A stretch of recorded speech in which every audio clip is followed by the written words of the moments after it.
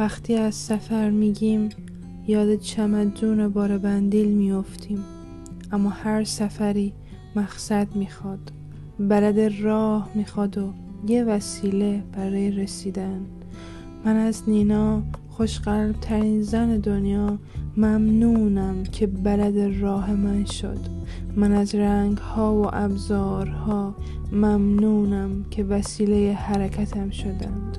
من از برهان و بیان، پدر و مادر درونی ممنونم که منو به مقصد رسوندن.